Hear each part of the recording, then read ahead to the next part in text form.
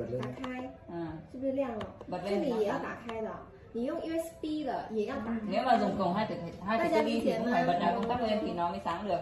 所以不是说不亮，我一直跟你讲打开，打开，要打开，懂吗？ Không phải là nó không sáng nên là khi mà cắm vào máy tính thì mình phải bật công tắc lên thì nó mới sáng được. 大家这样理解了吗？ Hiểu chưa? Hiểu chưa? 然 Ok 后 ok. 如果它不亮，那么就 FM 加2.4。 Nếu mà đèn led nó không sáng thì bấm F cộng với 2.4 ghi đấy, cái phím nó ở trên phím thì nó có ghi哦， để 原 dễ 因 rồi. 就是因为你模式没接过来，它自己识别不到，你就要给它。 Lý do là Thùng channel thấy review đi. Thùng channel thấy sao thùng channel? Lộn thùng channel. Lộn à. Dường như ai đó đã unbox rồi. Ủa vậy hả? Ai vậy trời? Ai? Trả hàng được không? Để xin mở ra xài cùng đồ trả hàng. Ê. Gõ Trước mắt gõ các này. bạn đây là một cái bàn máy tính. Gõ gõ chuyên nghiệp cái coi. Trời, ghê quá. Sao cách thoát mũi gì nhiều. 要说主播哈，特别是女生是有天然的优势的，女生要尽量去我们的服装以及我们的造型要去多换，因为在直播间它确确实实就是可以带来流量。你以为是你今天变漂亮了吗？不是，是因为你换了，你换 nói 了。 chung là cái con gái thì nó có ưu điểm hơn, đó là cái nó không phải là vì mình xinh đẹp hay là gì cả. Nói chung là con gái khi mà mình chỉnh sửa ví dụ như là hôm nay mặc đồ này, ngày mai mặc đồ kia, ngày kia mặc đồ kia, nhưng mà mình chỉnh chu làm sao là nó